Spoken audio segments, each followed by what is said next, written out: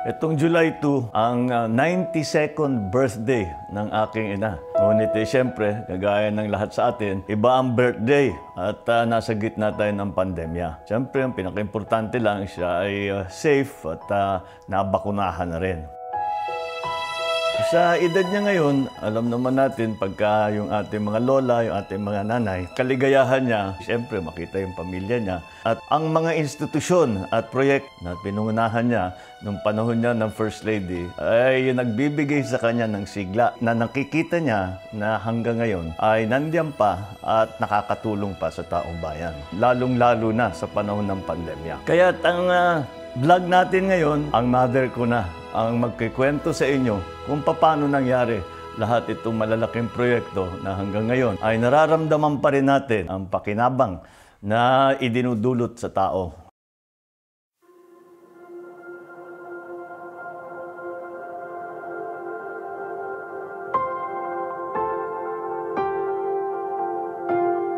Kung First Lady ka pala, ang mga tao bago pumunta sa presidente, pumupunta sa akin kung meron silang problema, mas akala nila mas madaling kausapin ako, which was correct.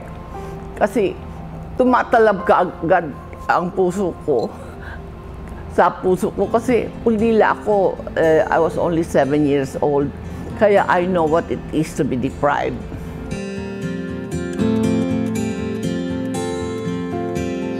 Pagka pala mawalaan ka ng nanay, miski may pera kayo, nawawalan ka ng lahat. High school ako, hindi ako nagpapamatrikula sa tatay ko, ako na. Natuto na ako mag-self-reliant. Kaya inisip ko at ginamit ko, hindi lang ang aking pag-iisip, kung hindi ang aking puso, paano tulungan itong nahihirapan sa Pilipinas.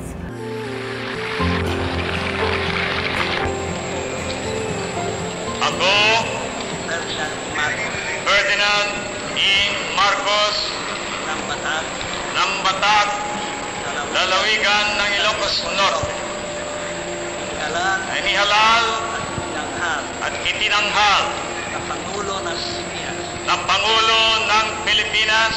Laging presidente si Marcos, sabi ko, Ferdinand, now that you're president, what's my role? Now that I'm president, sabi niya, I'll build a strong house for the Filipino people.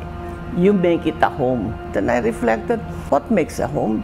Love. What is love made real? The good, true, and beautiful. What's the good, true, and beautiful? Culture. Kaya ang first project ko, the Cultural Center.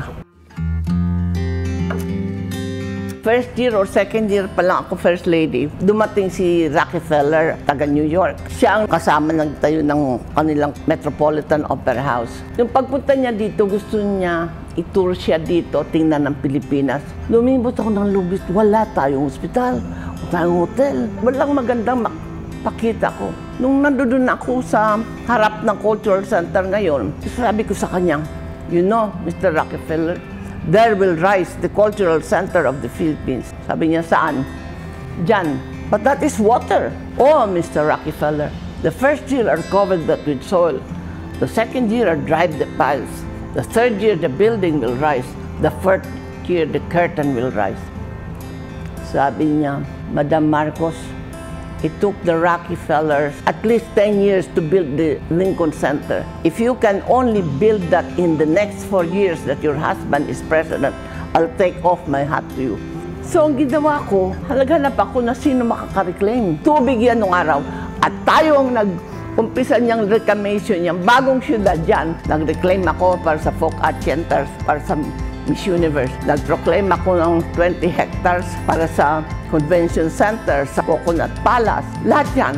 Tayo nag-umpisa niyang new city na yan. Pwede palang gawing lupa yung tubig. Pagtayo ng Cultural Center, hindi pa tapos ang first term ni Marcos. Ini-invite ko na si President Reagan to inaugurate the Cultural Center. Biniimbita ko si Rockefeller. Sabi niya, masyado akong impressed. Sabi niya, I'm speechless. Mahihiya akong pumunta doon na tinanong ko pa ikaw at hindi ako maniwala na gagawa mo ito. Nagawa ko na within the 4 years that Marcos was president. pumunta ako for the first time sa China. At si Chairman Mao, hindi lamang kumamay sa akin, hinalikan pa ang kamay ko. Nagulat ako. Sabi ko, why did you do that, Chairman? Sabi niya, because I admired you for so long. Because when you became First Lady, the first project you had was culture. You were attacked and you were subjected to many negative things, but you continued to finish the cultural center. You know, Mrs. Marcos, China, sabi niya ganyan, was united not by the gun. Doon kami nagkaisa sa Cultural Revolution. Kaya tama yung iyong layunin para sa bayan. Kaya tuwan-tuwa nga ako. Mula noon, lalo naman lumakas ang loob ko.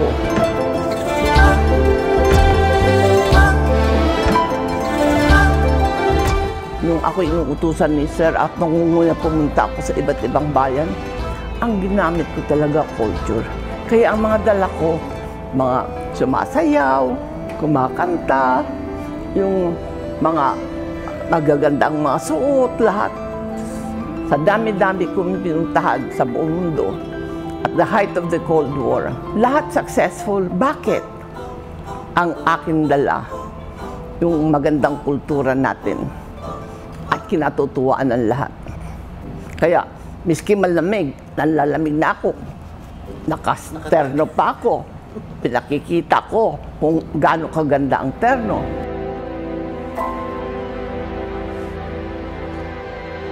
Yung reyna ng Austria, natuwan-tuwa sa akin sapagkat ang aking inuna culture. Siya, head siya ng pinaka-prestigious na cultural event sa Russia. Sinasabi niya, kung meron kayong kailangan, magkaroon ng tren, magkaroon nito, kung ano-ano, advance yung country nila, sabihin mo lang sa akin. So, naisip ko tren. I'd like to congratulate the light rail transit, particularly the engineers and workmen. Let's clap for all of these workmen. I suppose when we speak of workmen, that includes the best kapatas of them all, the First Lady. Nabayaran naman natin na mabilis kasi lahat na gusto sumakay ng tren. Unang first train yun. Tapos, later on, ginamit ko pa yung ilalim para itayo ang PGH. Nung naging First Lady ako, mga 20 years pa lang since World War II at talagang sinira ang ating bansa at ating syudad. Halos walang mga hospital, ganito. Meron mang hospital, yung PGH nung araw, ang mga tao nahihiga sa hagdan. Paano naman yun nung gagaling? Merong mga tao na kailangan ng transplant. Hindi, sabi ko, magagaling naman yung ating mga doktor dito. Bakit hindi tayo magtayo ng mga hospital? Heart Center, Lung Center, Kidney Center, Children's Hospital, tsaka PGH, lahat yan.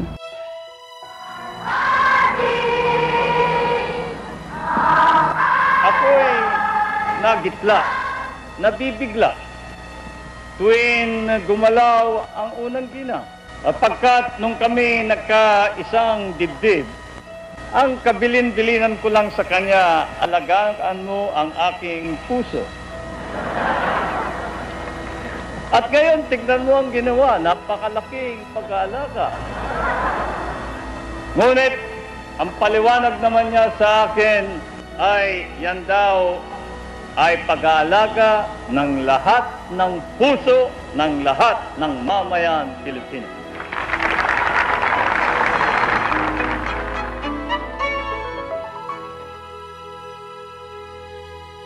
Pero yun, nung araw, nung tempo ni Marcos, ang aming programa talaga womb to tomb.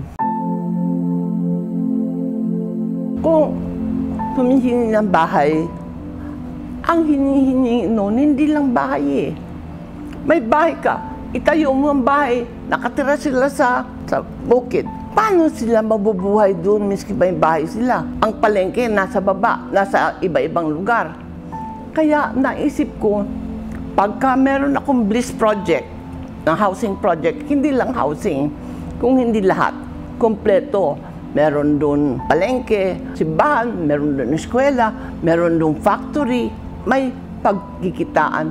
Lahat ng pangangailangan nandiyan dyan na huwag nang papuntahin kung saan-saan. Si Presidente nga hindi lang ginawa human settlement na isang bureau, ginawa niyan isang department. Hindi lang kami gumagawa ng bahay lamang kailangan human settlement. Pang-tao talaga. Among all the problems that confront us, none is more total and therefore more urgent than the problem of human settlements.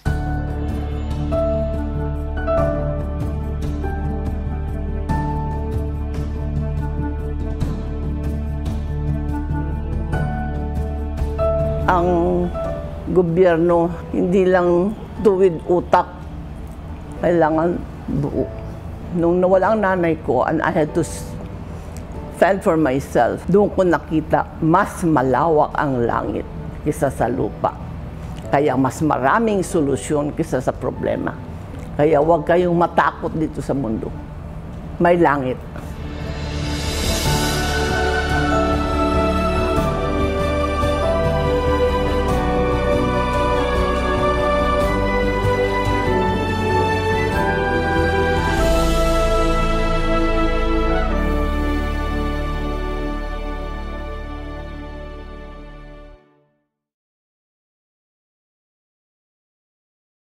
Hi guys, once again, thanks for watching our dad's vlogs If you want to see more, remember to share, Like and subscribe.